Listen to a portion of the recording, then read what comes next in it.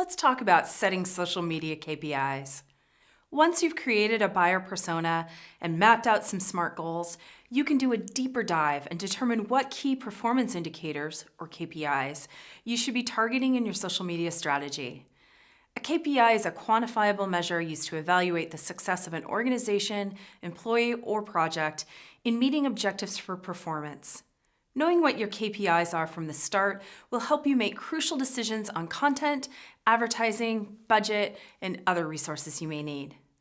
The main thing to consider is how you can develop actionable goals instead of goals of merely reporting a high result on a vanity metric. And what's a vanity metric? Simply put, a vanity metric is a surface-level metric made up of numbers or statistics that look great on paper but don't correlate to business success. For example, follower count is probably one of the fluffiest of various KPIs. Having as many followers as possible may look impressive, but if they aren't the right people following you, the ones who will buy your products and services, then that follower count is essentially only a vanity metric. I would say for about the last decade, there's been a large focus on accumulating and amassing and building like the biggest possible audience. And I truly believe that we've been focused on the wrong thing. I'm a big fan of Kevin Kelly's concept of 1,000 true fans. Far better to have an audience of your 1,000 true fans who rave about you, who buy everything you offer, who share your content, engage with your content. On Facebook, they have you on See First. They have your notifications turned on. They tune into your Facebook Lives. They're engaged in your Facebook groups. It's much better that than having this, millions of fans or followers that don't really engage with you, or they're maybe not even your right target market. To set the right KPIs, you need to go back to your business goals. If your goal is to increase sales, vanity metrics such as numbers of likes, shares, retweets, followers, and page views are not going to be the most important metrics for you to measure. But if your goal is awareness, then those metrics may not just be vanity metrics. Followers, reach, and page views may be more important for you. Let's break this down a bit further. There are 4 categories of social media KPIs, and most of your targets should fall within those areas: reach, engagement, return on investment, or ROI, retention and loyalty.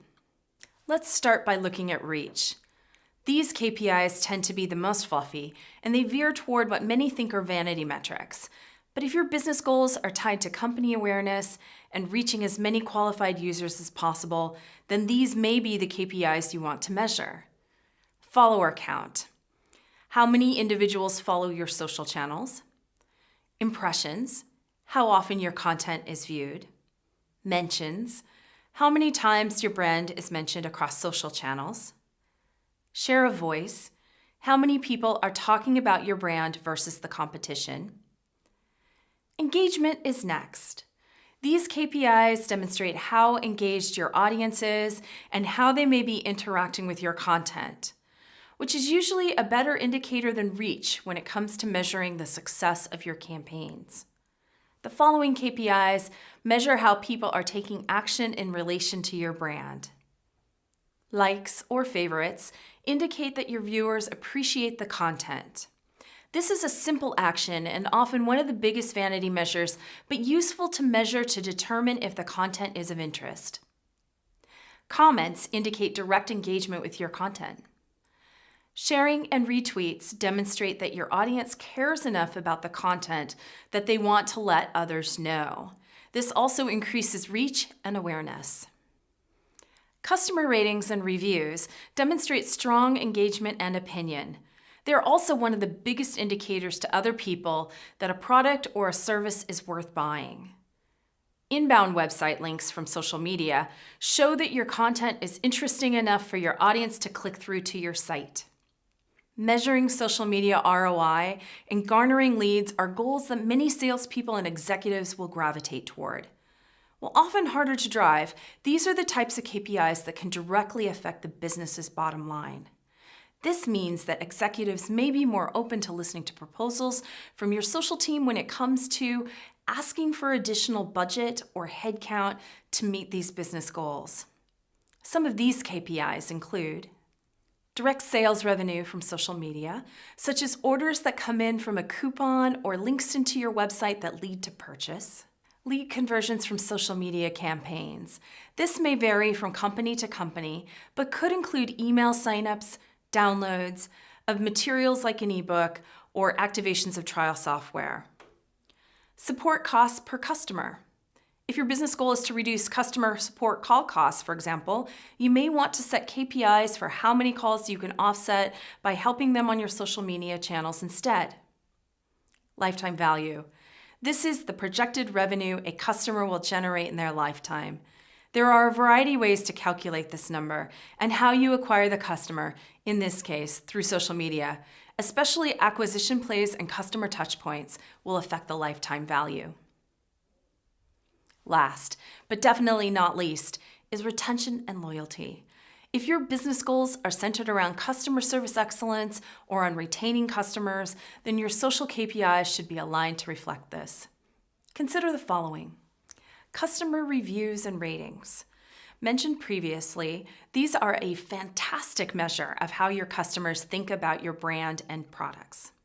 Issues resolved demonstrates how well you're doing, or not doing, taking care of your customers through social media.